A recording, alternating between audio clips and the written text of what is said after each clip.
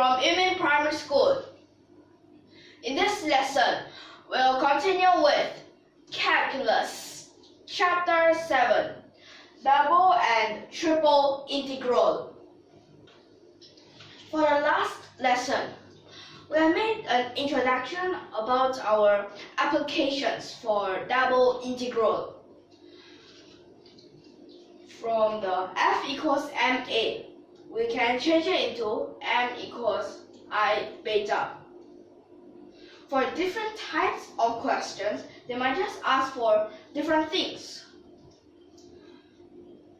And in this question, we'll see what would they want us to find. So this question, we'll need to find the moment of inertia of a thin circular disk with radius capital R and mass m. We have to be about the x-axis perpendicular to the disk. So this is a disk. We have radius R here. The axis that is perpendicular to the disk is drawn out here. It looks like this. It faces the top. So we can be like grab, and then this would be pointing up. This question, we have to take note that it is uniformly mass distributed. That is very important. That means it is continuous, not discrete. We can first try method 1. Now let me see, just for this question, it is like this radius, we can add them up. Well, what I'll use right now is like a little box. Like, take a little piece from here, a larger version. We can call this dx and dy. Then, for this I, you can see integrate from 0 to m r square dn. Well, this is just for one dimension. You can also write it in another way. 2 dimensions, that is double integral.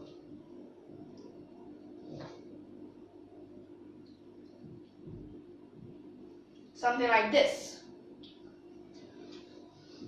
So in this case, we'll use this part.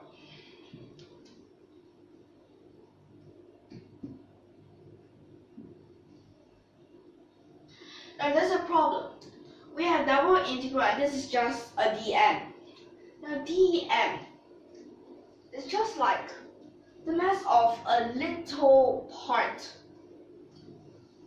The mass of this little part. Well, how many parts are there exactly? For that, we'll need to use the area of this circle to divide. That is, we'll get m over pi r squared. You also have to be careful of which r are you saying. This r is a small one. That means you can take one piece from anywhere here.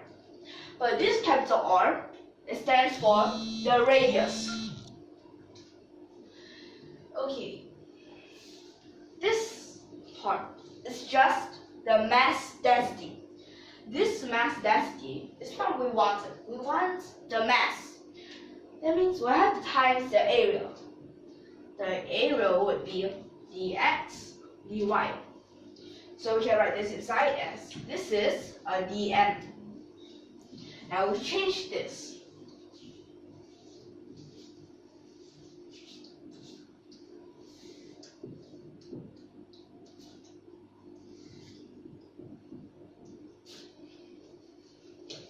Okay, so these parts right now we don't need.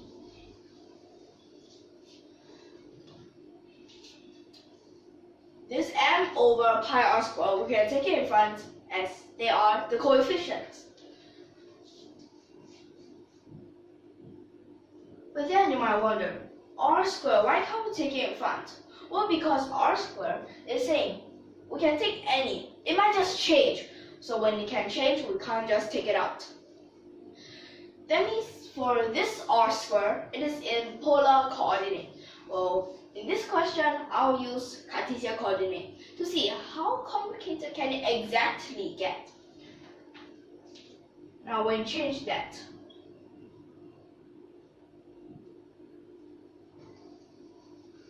so this x will be a r, so that is a r sine theta. Okay, wait. But actually that one is when you change Cartesian to polar. But when you want to change this polar into Cartesian, you realize r squared, you need x squared plus y squared, like this. Because from these two, you have a sine square and a cosine square. Take a r square out, sine square cosine plus cosine square, 1. Like that.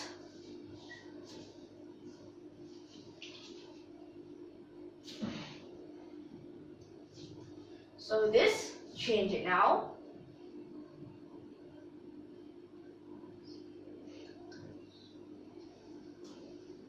Then you can also find out their boundaries. So let's say we just first integrate with respect to x. So with respect to x, that means you have to go from this side to the other side.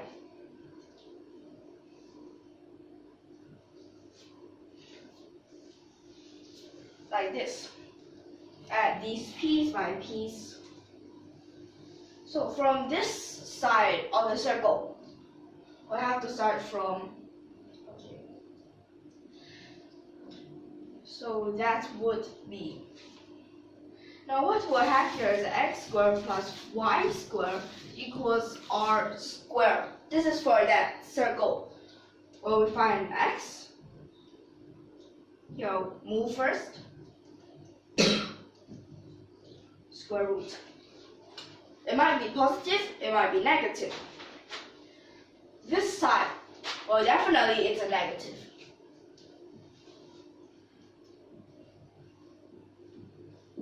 And the other side would definitely be positive.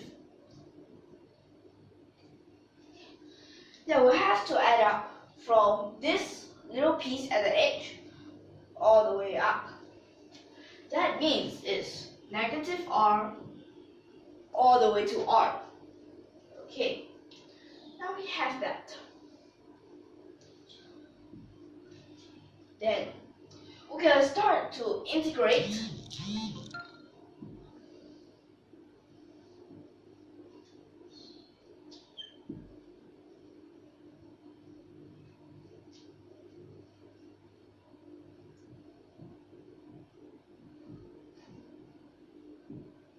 These two, we don't need.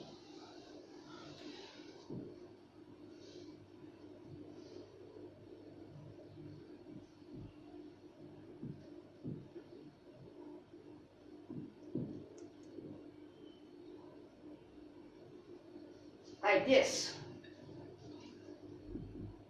Yes, and there's a 1/3. So at this point, we can start to sub them in. But before you start to sub them in, you have to realize when you first sub, negative, negative, again positive. So you don't need to write out all of them, but you just need to write out times the 2. And there, you'll get this. So here, this will become a square bracket.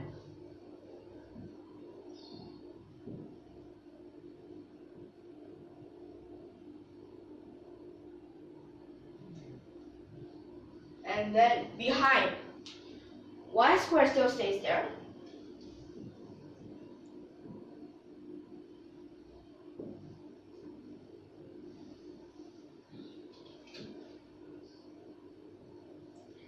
So it becomes like this. Then, so it starts to get complicated. But no fear, you have to realize r squared minus y squared. That part will make you think of using a substitution method. So I have to let y. Now y. Because here we have minus. Now we can use the r sine theta. We have to get an r because then we can factorize the r squared. Then inside 1 minus sine squared theta can change it into a cosine squared theta. Next, what we want to know is dy. Change it into in terms of d theta.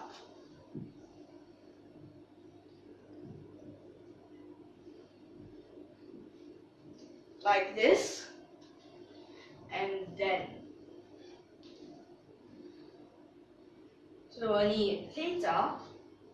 We need to know their range. So when y is negative r, that means sine theta must be a -1, and that will be a negative pi over 2.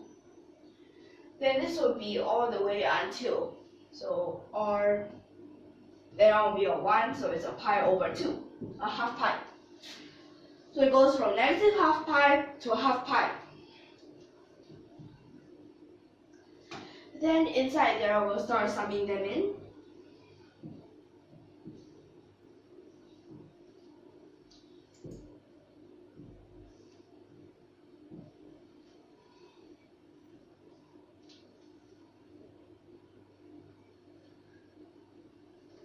Sine. So we already have a cosine cube theta here. Then another. Now how about that r? We also have r cubed from here and then another r. So we have another r. So we have an r to the power of 4.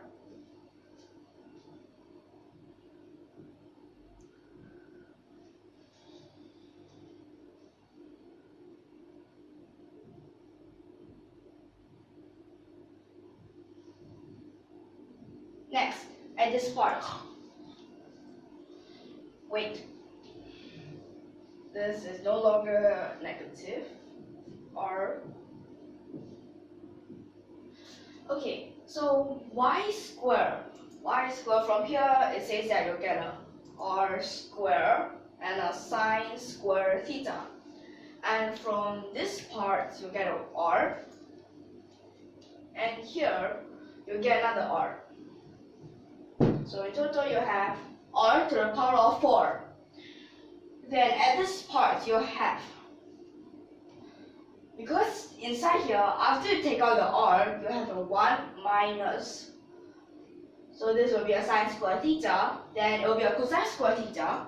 Then out of that square root, you'll get a cosine theta. But here we have one more cosine theta. So I have a square. Like this. So right now, these parts, okay, 我的再抓入不了在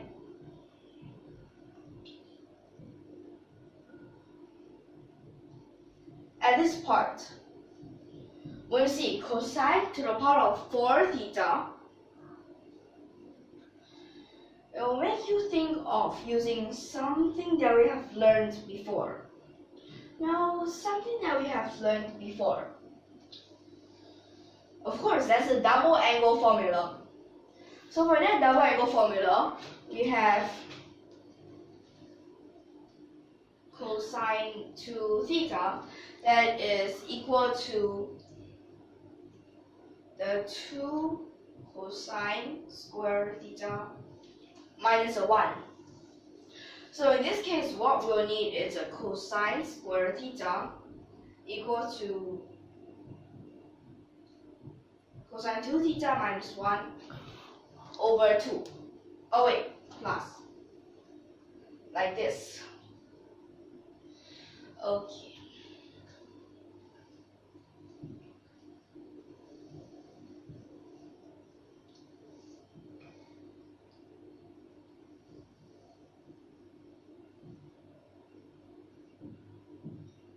So in this part, we'll just say that we have two of this thing. That. Then next, this part.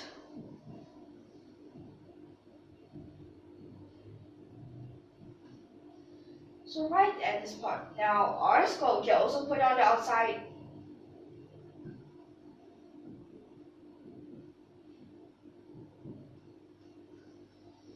Sine square theta and cosine square theta, when they times together, they'll remind you of the double angle for the sine.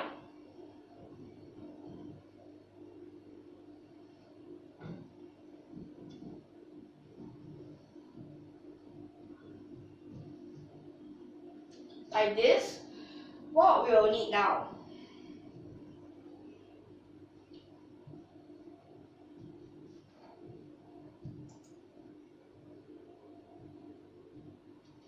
is something like this.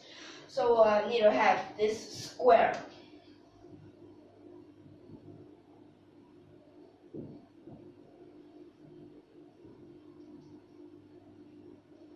Like this.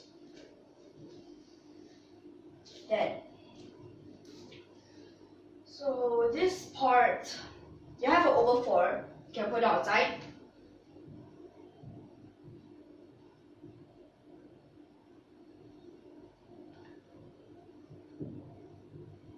Meanwhile, you can also expand this.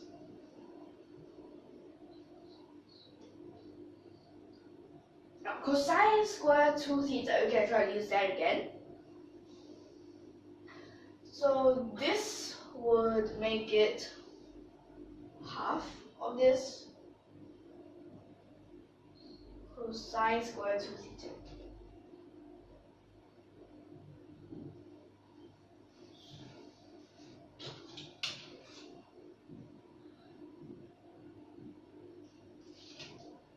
Then when this is a 1, you will still have to plus a half from here, so you have a 3 over 2 d theta.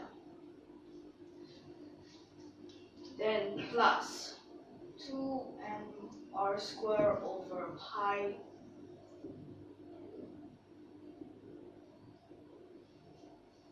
So at this part, an over 4, you can also put that out. When you also put this out, you will have a sine square 2 theta. So sine square 2 theta, we need to use another form of the double angle. So for that form, it's a cosine 2 theta, that is a 1 minus 2 sine square theta.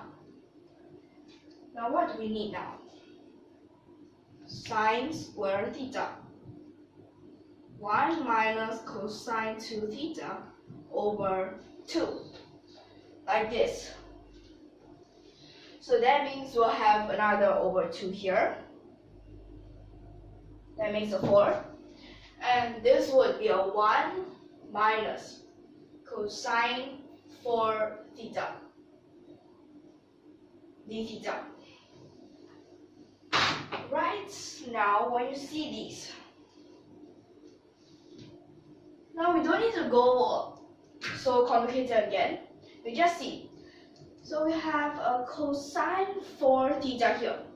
Now cosine 4 theta, after that it will become a sine 4 theta when it is a sine 4 theta. Sine 2 theta, sine negative 2 theta, 0. Don't need to care. Then 2 cosine 2 theta. We'll just look at cosine 2 theta. Now, after integrate, it will become sine 2 theta. Sine 2 theta. Sine theta. Sine negative theta. I mean, sine pi and sine negative pi. So that also 0. Don't need to consider that. 3 over 2. Well, of course you need. So let's see what this would become. So we'll have, trying to simplify this, mr squared over So first here, simplify that. We have a 4 pi. Then this 4 pi. The pi and this pi will simplify. So no more those pi. But you also have to be careful because this we have 2 of it.